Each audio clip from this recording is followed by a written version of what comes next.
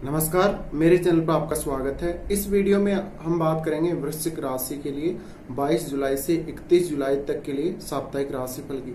इससे पहले आपको एक जानकारी दे देते हैं। इस वीडियो में आपको अंत में रक्षाबंधन के संबंध में विशेष जानकारी दी गई है।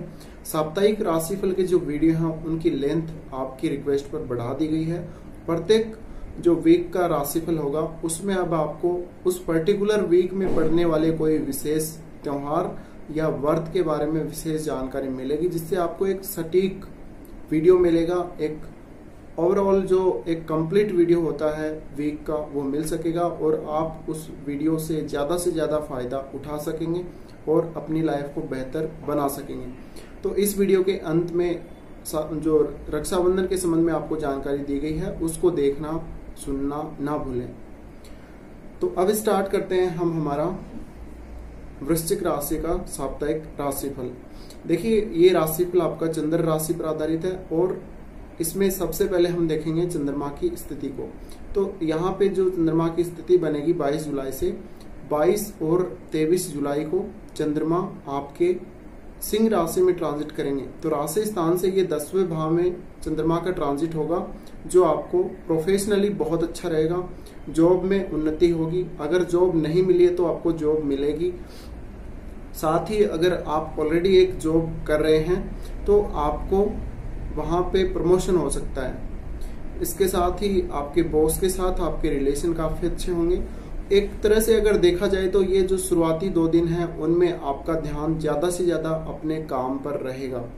तो अपनी जो प्रोफेशनल लाइफ है उसको बेहतर करने का ये सही समय आपके लिए रहेगा और कहीं ना कहीं आपका फोकस अपने काम पर रहने से आपका जो मन है वो इधर उधर नहीं भटकेगा। अगर आपको मानसिक अशांति की स्थिति बनती भी है तो आप मेडिटेशन कर सकते हैं। इसके अलावा चंद्रमा यहाँ से आपके चतुर्थ भाव को देखेंगे।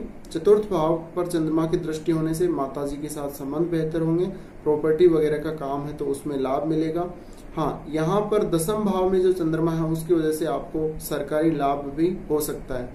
तो ये स्थिति आपके लिए बहुत ही शानदार रहेगी और प्रॉपर्टी जैसे कार्यों में सोच समझ के थोड़ा सा डिसीजन लीजिएगा, आपको बहुत फायदा होगा। घर का जो माहौल होगा आपका वो बहुत ही सुकून भरा होगा, शांति भरा होगा और आप एक अच्छा माहौल एंजॉय कर पाएंगे।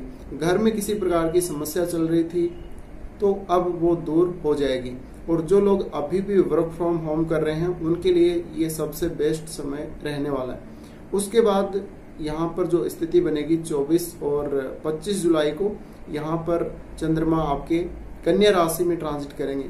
कन्या राशि में ये चंद्रमा का ट्रांजिट आपके लाभ भाव में होगा। लाभ भाव में चंद्रमा का ट्रांजिट आपके लिए बहुत ही अच्छा रहेगा। धन संबंधी मामलों में ये शानदार रहने वाला है। धन के स्रोतों की वृद्धि हो सकती है।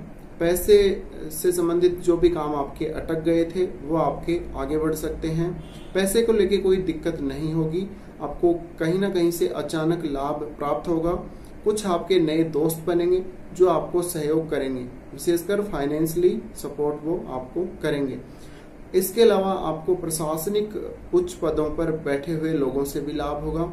अपने नए दोस्तों से और पुराने दोस्तों से सभी प्रकार का सपोर्ट अच्छा मिलेगा।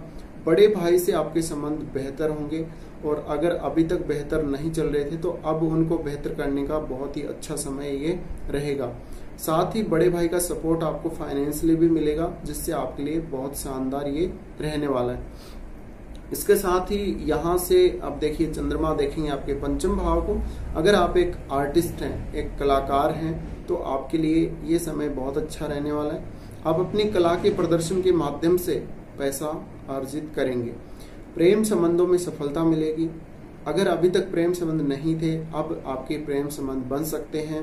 साथ ही यहाँ पर चंद्रमा की दृष्टि होने से संतान के प्रति आपका लगाव होगा, संतान से आपको लाभ होगा और यहाँ पर चंद्रमा की 5वें हाउस पर जो दृष्टि है उसकी वजह से आपकी जो एजुकेशन है उसमें भी आपको लाभ होगा। इसके साथ ही यहाँ पर चंद्रमा जब देख रहे हैं 5वें को, तो कोई भी प्रकार से शेयर मार्केट जैसा काम आप करते हैं या फाइनेंस से जुड़ा हुआ कोई भी काम अगर आप कर रहे हैं तो ये आपके लिए बहुत ही बेहतरीन समय रहेगा। इसके साथ ही अगर देखा जाए यहाँ पर, तो ये मैरिड लाइफ के लिए भी कहीं ना कहीं बहुत अच्छा समय आपके लिए साबित हो सकता है। उसके बाद हम चर्चा करेंगे अगले जो ट्रांजिट हैं उनकी। तो यहाँ पर जो तुला में ट्रांजिट है 26 से लेकर 28 जुलाई तक, वो आपके अब यहाँ पे 12वें भाव में रहेंगे। चंद्रमा 12वें भाव में रहने से 3 दिन तक आपको स्वास्थ्य संबंधी समस्याओं से दो चार होना पड़ सकता है। साथ ही चंद्रमा का 12वें भाव में जो ट्रांजिट है उसकी वजह से आप गलत डिसीजन ले पाएंगे, यानी सही डिसीजन की बात नहीं कर रहे हैं, गलत डिसीजन लेंगे आप, और गलत डिसीजन की वजह से आपको पैसे का नुकसान होगा। पिता के साथ संबंध खराब होंगे क्योंकि वो आपका 9th लॉर्ड है। तो हायर एजुकेशन में आप कहीं पैसा लगा सकते हैं, अपने स्वास्थ्य को लेके कहीं बहुत ज्यादा पैसा खर्च कर सकते हैं, या कुछ गलत डिसीजन आप ऐसे ले लेंगे, धन के मामले में गलत डिसीजन ले लेंगे जिससे आपको नुकसान हो जाएगा। तो ये स्थिति आपके लिए रहेगी, और कुल मिलाकर आपको अनिद्रा की समस्या हो सकती है, बुरे सपने आना, या ठीक प्रकार से आपका जो मन है उसमें शांति नहीं रहना, मन एकदम अशांत रहेगा। तो जो चंद्रमा की 12वें भाव में ये स्थिति बनेगी, तब आप कुछ मेडिटेशन वगैरह का सहारा ले सकते हैं, शिव चालीसा का पाठ कर सकते हैं। इसके अलावा आप और कोई भी उपाय है, प्राणायाम वगैरह, वो कर सकते हैं। तो यहाँ पे चंद्रमा को आपको थोड़ा सा रिझाना होगा, थोड़ा बल देना होगा, जिससे आपके लिए अच्छा रहेगा। इसके साथ ही जो अगले 2 दिन रहेंगे, उसके बाद 29 और 23 को चंद्रमा आपके राशि स्थान में ही आ जाएंगे। तो राशि स्थान में चंद्रमा अब नीच के हो जाएंगे, वृश्चिक राशि में चंद्रमा नीच के होते हैं, जिसकी वजह से एक बार फिर आप अपने ऊपर फोकस करेंगे, और यहाँ पर चंद्रमा के होने से थोड़ा सा सुकून आपको मिल सकता है, लेकिन यहाँ चंद्रमा नीच के हो जाएंगे तो वो थोड़ी दिक्कत आपको फिर से करेंगे। तो यहाँ क्या दिक्कत हो सकती है, अब यहाँ पर चंद्रमा के होने से आप एक तो शांत महसूस नहीं करेंगे, मन में विचारों का तूफान आएगा और उस पर आपका कंट्रोल नहीं होगा। चंद्रमा आपके यहाँ से 7वें भाव को देखेंगे, 7वें भाव को देखेंगे तो कोई गलत पार्टनरशिप आप कर सकते हैं किसी के साथ, जो लंबे समय तक नहीं चलेगी, जिसमें आपको नुकसान होगा। मैरिड लाइफ को लेकर थोड़ी सी तनाव की स्थिति बन सकती है, आप बहुत ज्यादा ओवर इमोशनल हो सकते हैं। इसके साथ ही आपके जीवन साथी के साथ भी ऐसी ही स्थिति रहेगी, वो भी बहुत ज्यादा इमोशनल हो सकते हैं चंद्रमा की दृष्टि होने से, और आप मैरिड लाइफ से संतुष्ट नहीं होंगे।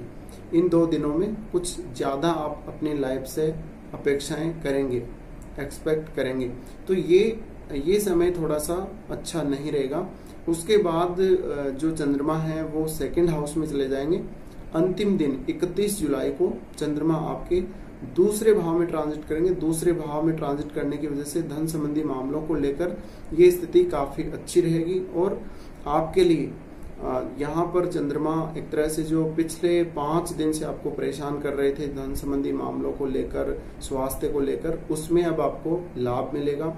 अचानक धन प्राप्त हो सकता है, फैमिली का सपोर्ट अच्छा मिलेगा, फैमिली को भी आप सपोर्ट करेंगे अपने रिसोर्सेज के माध्यम से, विशेषकर फाइनेंशियली।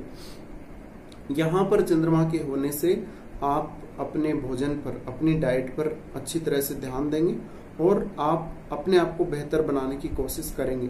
अगर आप एक गायक हैं या किसी भी प्रकार से आप स्पीकिंग करते हैं, मतलब ज्यादातर आप बोल के अपना काम करते हैं, तो उसमें ये बहुत अच्छा ट्रांजिट रहेगा। अंतिम दिन काफी अच्छा रहेगा। आपकी जो वाणी है वो काफी मधुर होगी, आप अपनी मधुर वाणी के माध्यम से बहुत सारे लोगों को इम्प्रेस कर सकेंगे। तो ये समय आपके लिए काफी अच्छा रहेगा, और कुल मिलाकर ये जो वीक है उसमें लगभग आपके लिए 5 दिन जब एक तो 12वें भाव में चंद्रमा ट्रांजिट करेंगे, और एक आपके विशेषकर जब लगन में भी चंद्रमा ट्रांजिट करें, राशि स्थान में भी आपके ट्रांजिट करें, तब आपके लिए 5 दिन थोड़े से मुश्किल भरे रहेंगे। तो उसमें आपको सावधानी रखनी ही होगी। अब जो 2रे भाव का ट्रांजिट है, यहाँ ये धनु राशि में ट्रांजिट करेंगे, और यहाँ पर जो जुपिटर हैं वो खुद अपनी राशि में ट्रांजिट कर रहे हैं। तो ये स्थिति बहुत ही शानदार रहेगी। आपके इन-लॉज से आपको सपोर्ट मिलेगा, हालांकि आपको अचानक लाभ होगा, लेकिन थोड़ा बहुत एक्सीडेंट का चांसेस आपके लिए रह सकता है। तो ड्राइविंग करते समय थोड़ी सावधानी बरतें।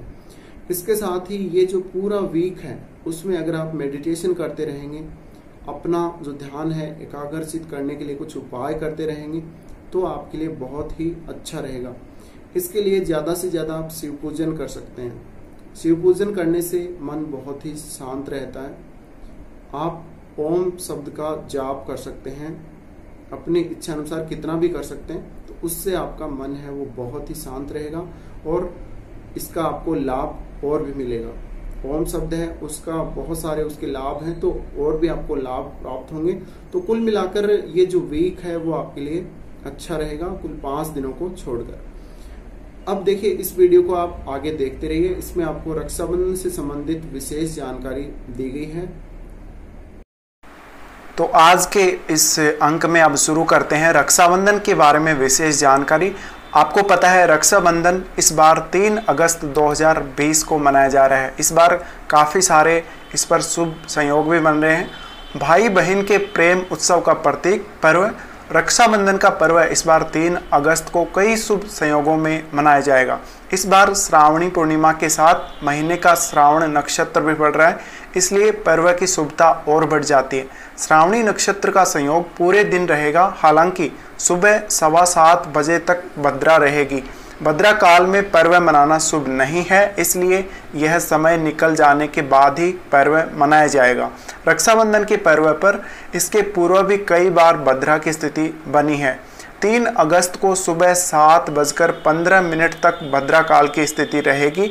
इस काल में रक्षाबंधन का पर्व मनाना शुभ नहीं माना गया है।